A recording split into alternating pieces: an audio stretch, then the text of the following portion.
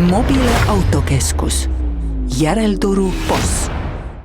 Ideaalautos on autovahetus kiire ja lihtne. Meie müügisalongis ootab sind lai valik garantiilisi vähekasutatud autosid. Rootsist tellitud auto kätte vaid 7 päevaga. Autoportaalis saad lisada müügikuulutuse tasuta. Autoportaal.ee. Osta, müü, rendi.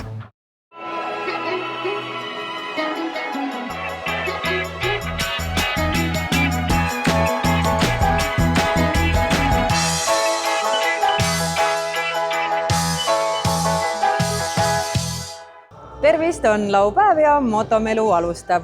Tänases saates uurime, mis seis on meie tanklates kütuse hindadega. Vaatame üle 3 autot, mis on samas hinnaklassis, teeme sellise pisikese võrdluse ning piilume ka ühte CF Moto ATV-d, mis on disainitud Eestis, aga muu maailm kõik saab kenasti sellega sõita. Aga tänast saadet alustame siit T1 Venues, sest kohe-kohe selgub Eesti auto 2025.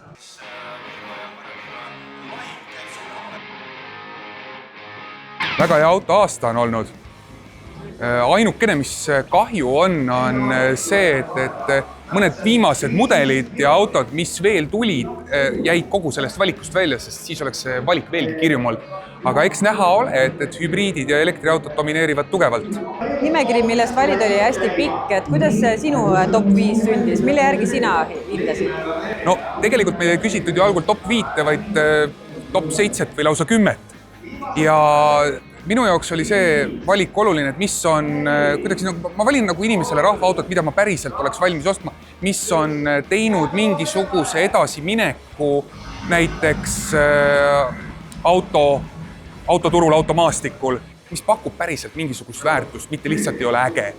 Ja seda siis laienes ja ütleme konkreetsete brändide puhul, näiteks BYD-l oli nii palju uusi mudeleid just selle, et ta on turul uus, et tegelikult ta sõi ennast ise topist ära. Need hääled jaotusid erinevate mudelite peale ja ta sinna üles otsa jõudis ainult ühe mudeliga. Ma tahaks, valida sellise, mis mulle kõige rohkem meeldib. Aga kuna me oleme ikkagi mõneti teeme seda ju avalikkuse pärast, et kedagi ei huvita, et milline on Tähepõllu lemmikauto, vaid et millist autot Tähepõld nagu kõige rohkem soovitaks, siis veits kuidagi ei sobi, et kõigile soovitaks need Toyota Land Cruiserid, sest ta on hästi mõnus auto, aga ta ei teinud nagu otseselt midagi uut. Ja siis sa võtadki, et millist autod tõstsid mingit kvaliteeti. Kas nad on paremad kui nende eelmine versioon? Kas nad tõid samasse segmenti midagi uut? On neil eriti hea komplekt kõike? Et sa siis võtad, hakkad niimoodi välja tõstma autosid, järgmine aasta siis mõni teine kord. Ja nii neid lõpuks jääb ja kui on lõpuks 5 tükki järgi, siis püüad neid ritta panna. Ja see on kõige raskem.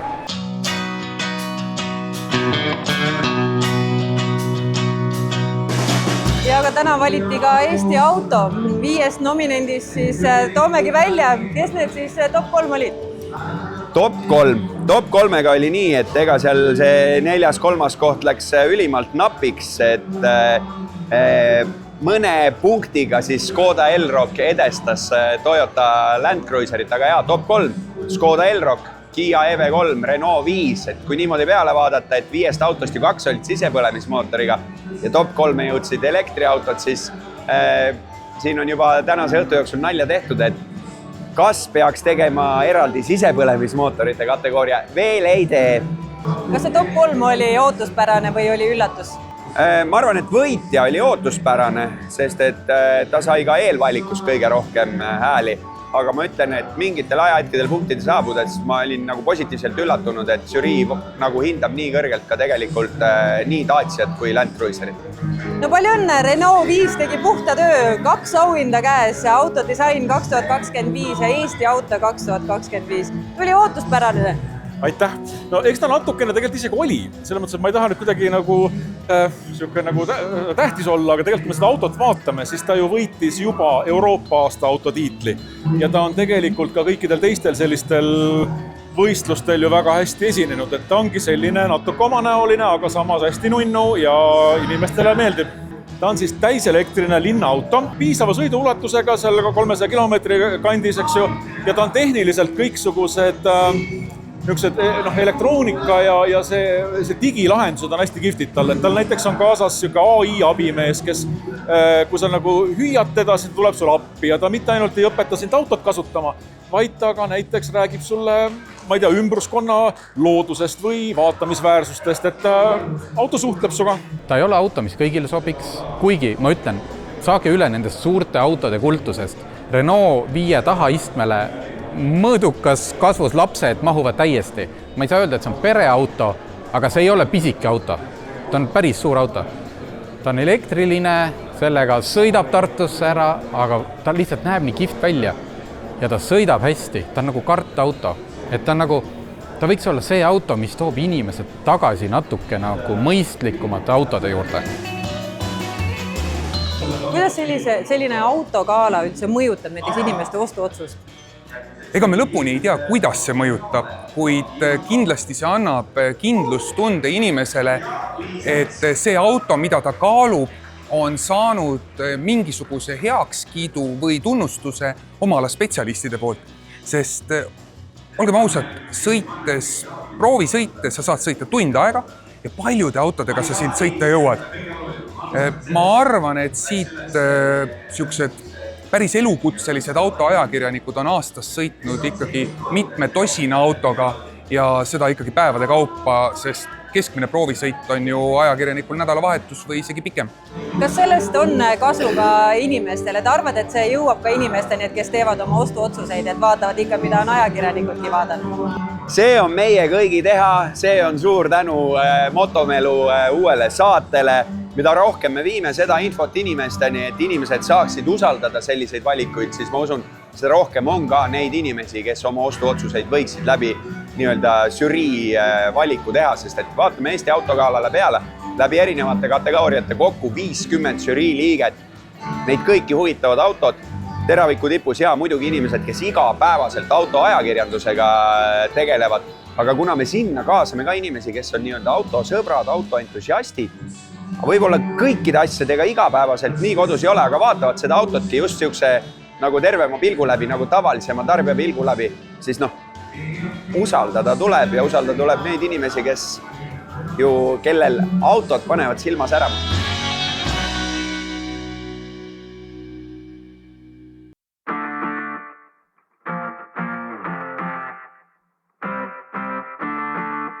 Posti hinnad, nad ju liiguvad ja kõiguvad hästi palju päevalõikes. Miks see nii on? Eks see näitab tänast sellist jätkuvat turbulentset olukorda ja tihedat Eesti konkurentsi. Et tõesti nagu hinnad on hakanud liikuma eri asukohtades erinevalt, ehk et mis on ühtepidi tarbijale hea, ehk et ei ole ühtne hind, aga kindlasti ongi palju nagu küsitavusi, et miks nad nii palju liiguvad. Aga eelkõige on see konkurentsis tingitud, ehk et keegi ei soovi ühtegi klienti oma konkurendi loovutada. Ja need hinnad on erinevad samal ajahetkel ka erinevas positsioonis? Jah, see on nüüd see, mis on septembri algusest kütusturul toimuma hakanud tagajärg. Ehk et kui tõesti on eri asukohtades võivad hinnad kõikuda siin lausa tihti mõnel päeval lausa 10 senti. Kas see kuidagi kajastub ka, et inimesed ikkagi jälgivad, kus on soodsam, lähevad pigem sinna tankima? Kas te näete sellist statistikat ka, et on sellist tendentsi olemas? Kindlasti on see teadlikkus kasvanud, tänu selle, et hinnad on erinevad ja on olulisemaks on kliendi jaoks võib-olla see postihind, kui siis võib-olla mõelda igapäevaselt nagu soodustuste peale, aga ma arvan, see on lihtsalt hetke ajutine selline suur nagu turbulentsus, ehk et see ikkagi tasandab üks hetk nagu ära, ehk et ikkagi see väärtus, mis erinevate kütusefirmad siis pakuvad läbi loojusprogrammide, et selle olulisus ikkagi hakkab uuesti ajas kasvama.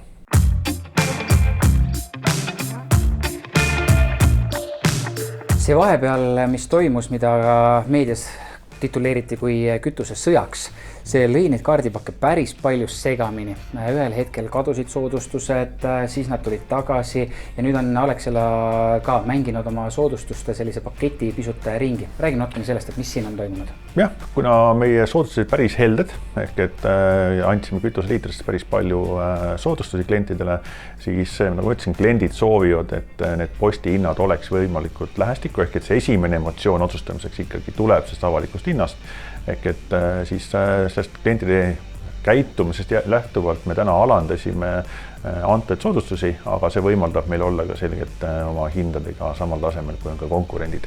Ehk et jätkuvalt meil soodustus on ja kliendid neist võidavad. Kas teil on autojuhtidel anda mõnda head nippi, et millal võib-olla võiksid need hinnad kõige madalamad olla, et millal oleks kõige mõistlikum tankida, on see näiteks nädalavahetus, nädala algus, õhtu, hommik? No ütleme, kui paar kuud tagasi oli välja kujunenud niisugune muster ehk et hindu tõsteti kolmapäeviti ehk et tasus tankida teisipäeva õhtul, siis täna need hinnad muutuvad ikkagi iga päev niivõrd palju ja ma ütlen, et tankimine on ikkagi väga selgelt vajaduspõhine. Ja kui nüüd teisandada ümber, et mis on siis see võit või kaotus, et kui me räägime, et posti hinnad erinevad 1, 2, 3 senti, siis me räägime ühes kuus väiksemas summas, kui on üks tass kohvi nagu tanklast, ehk et ikkagi tankida siis, kui on vaja ja jätkata oma sõitu turvaliselt täispaagiga.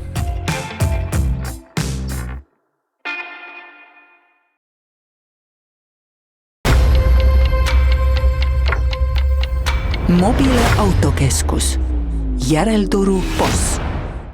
Ideaalautos on autovahetus kiire ja lihtne. Meie müügisalongis ootab sind lai valik garantiilisi vähekasutatud autosid. Rootsist tellitud auto kätte vaid 7 päevaga.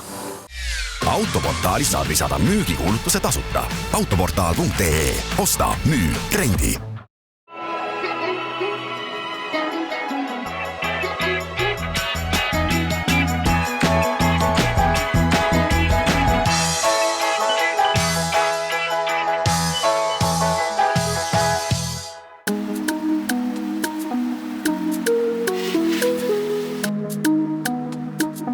Kas tõesti premium-klassi kupee linnamaastur BMW X4 konkureerib oma hinnaga rahvalemmikute Škoda Kodiaq ja Toyota RAV4-ga? Kui nüüd päris aus olla, siis ma ei ole BMW-ga ikka väga ammu sõitnud ja tulnud just ühe Hiina brändi autoroolist, mille hind algab umbes samast kohast nagu konkreetne X4, siis see X4 on ikka müstiliselt vaikne. Sõites siis kiiruse piiranguga praegu, ma ei tea, ei ole niisugune sume, mahe. Konkreetne BMW peaks maksma suhtes 50 peale. Siin on kõik lisad olemas, püsikiirusehoidjad, adaptiivsed, soojendatud istmed, roolid, kõik, mida sa vähegi suudad välja mõelda. BMW ja Toyota kütusekulu on suhteliselt sarnane. Toyota on hübriid, BMW on diisel. Konkreetne Škoda seevastu on kõige jänusem. Haagise vedamisega saavad Škoda ja BMW üsna sarnaselt hakkama, mõlemad tõmmates 2300 kilo vähemalt. Toyota seevastu nii hästi haagise vedamiseks ei sobi ja ei vea isegi 2 tonni. Kui autode mõõtmeid vaadata, siis BMW on laiem. Tänu sellele stabiilsem sõita. Kodiaq on kindlasti pikem, RAV4 aga kompaktsem. Pagasiruumi mahutavuselt on Škoda selge võitja. Sinna mahub 910 kuni 2105 liitrit. Toyota RAV4 580 liitrit, BMW X4 aga 525 kuni 1430 liitrit. Seega BMW on kupeeliku kire tõttu väiksema pagasiga, kuid Toyotaga samal tasemel. Ilmselt Škoda kõige suuremaks plussiks on selle masina ruumikus. Olles ise väikese lapse isa, valisime ka meie oma pereautoks Škoda. Ja juba selle lihtsal põhjusel, et kui poiss on taga, siis me keegi ei taha, et ta trambiks jalgadega vastu esimest istet. Ja Škoda oli üks väheseid autosid, mis pakkus seda võimalust, et ka kõrvalistujal on võimalus normaalselt kaasas sõita. Toyota RAV4 on rahvalemmik ja seda hästi lihtsal põhjusel. Ta on selline väike linnamaastur, temaga on hea sõita nii linnas maanteel kui võib-olla tõesti natukene keerata ka metsateele, ta saab kõigega kenasti hakkama. Tal on olemas kõik juhiabid, püsikiiruseabid, kes soovib sellist turvalist valikut, sest Toyota on teada tuntud oma kvaliteedi poolest ja võib-olla kes ei nõuagi nii palju autolt kui seda, et tegemist oleks ühe mugava, korraliku ja turvalise autoga. Meil on siin hetkel võrdluseks Škoda ja Toyota ja pean tunnistama, et sama raha eest on BMW ütleme nii, et päris raske valik, et valida midagi muud. BMW X4 diiselversioon on saanud eripakkumises lausa nii hea hinna, et see astub reaalselt vastamisi eestlaste lemmikutega Toyota RAV4 ja Škoda Kodiakiga. BMW on Škodast 430 eurot kallim, aga Toyotast 520 eurot odavam ehk premium-auto massibrändide hinnaklassis. Ehk siis kokkuvõtteks, asi taandub maitsele või kui sa tahad saada endale bensiinhübriidi, vali Toyota RAV4. Kui sa tahad saada ruumikat sisu, võta Škoda. Kui sa tahad saada aga luksuslikkust, sportlikkust ja väga head varustust, võta BMW.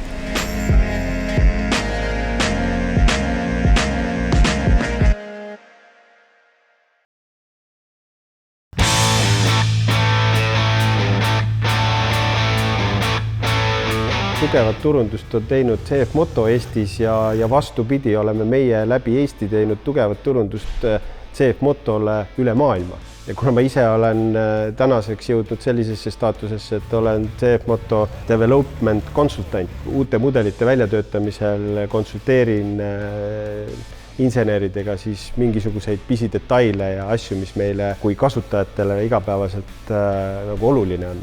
Nii need lülitid, mida me oleme siin disaininud lihtsalt vajaduspõhisest kuni ka nii mõnegi mudelini välja. Meil on CF 1000 Touring MV Maad version on eestlaste poolt modelleeritud ja kõik need omadused, mis tal tava ATV-ga võrreldes on, kõik on Eestis eestlaste kogemuste põhjal tehtud. Tootja tegi meile ettepaneku, et kas me võiksime aidata neil ehitada siis üks niisugune muda või niisugune natukene raskematesse tingimustesse mõeldud ATV. Otsustasin kaasa võtta või kaasata sinna ühe Eesti mehe, kelle nimi on Jaanus Prual ja kes on tegelikult ATV maailmas enamus niisugustele suurematele off-roaderitele tuttav nimi. Läksime piltlikult öeldes Hiina tehasesse, võtsime kaasa 2 suurt reisikohvritäit igasuguseid torusid ja klambreid, mida iganes me arvasime vaja minevat, siis anti meile sealt üks tavaline tutuus C-Force Touring. Me hakkasime sinna neid torusid ja asju külge panema. Ja siis need kohapealsed insenerid muidugi kirjutasid kõik ilusti ülesse. 7-8 päevaga ehitasime siis analoogse masina valmis. See on üks vähestest, mis on tänavakõlbulik ja tõesti võib kasutada ka mudas. Ja ta ei ole siis lihtsalt facelift, et tal on niisugused fancy detailid külge pandud, vaid igal detailil on oma mingisugune mõte. Hakkame pihta kas või siis käigukastist. Meie üks eesmärk oli see, et me saaksime haškäigu ehk kiire käigu aeglasemaks, natukene seeläbi mootori võimsust sõidukile juurde anda. Maad versionil on siis haškäik aeglustatud ja seeläbi võimaldab ta sõita pehmemal pinnasel ka selle haškäiguga. Muidu on tava ATV korral on see, et kui sa midagi tõmbad, tirid, on see raudreegel, et L-käik ehk low speed.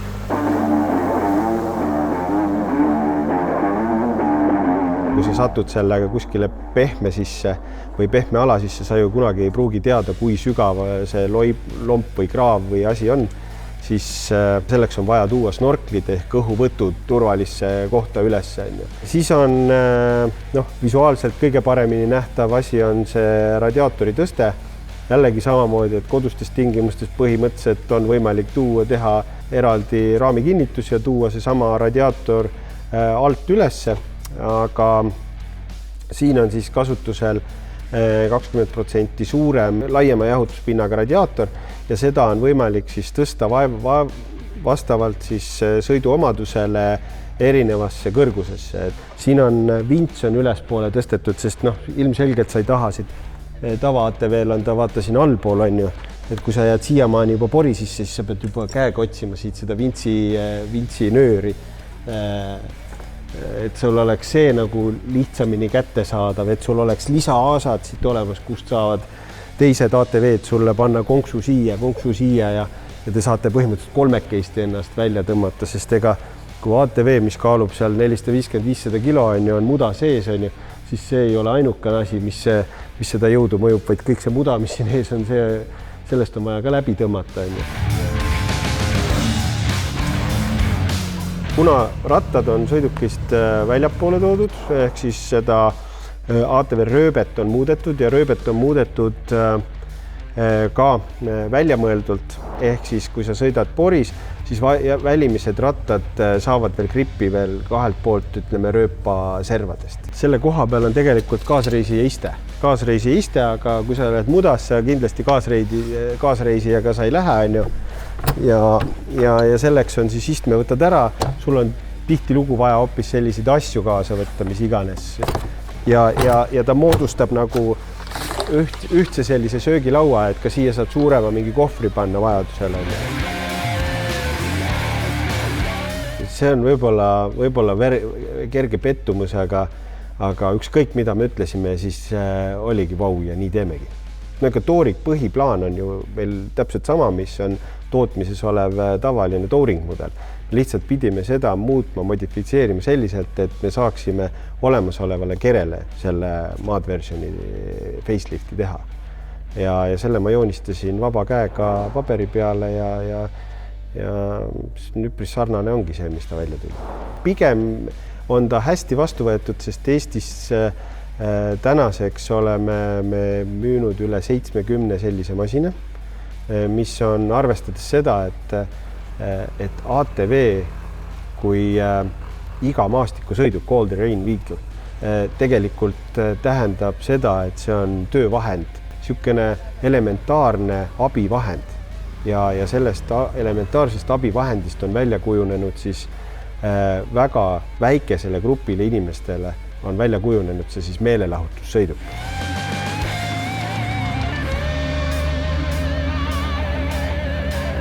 Kes tahab seda muda versiooni või tema tagasihoidlikumaid õdesid-vendasid proovida, kas saab tulla kuskile käe külge panna? Et ATV-dega on niimoodi, et kõigepealt tasub tulla meie müügikonsultantidega arutlema, mis on see, mis otstarbeks nagu klient seda üldse enda jaoks nagu mõtleb või vajab, siis meie enda kogemuste põhjalt me oskame suunata ja oskame kliendile pakkuda juba õige toote ja vajadusel saab seda ka vähekene proovida. CFmoto.ee ja meie esinduskaupluseid üle Eesti leiab praktiliselt kõikidest tõmbekeskustest. Et meil on 18 või 19 diilerkauplust üle Eesti ja enamus nendest kohtadest on ka kogu tootevalik olemas.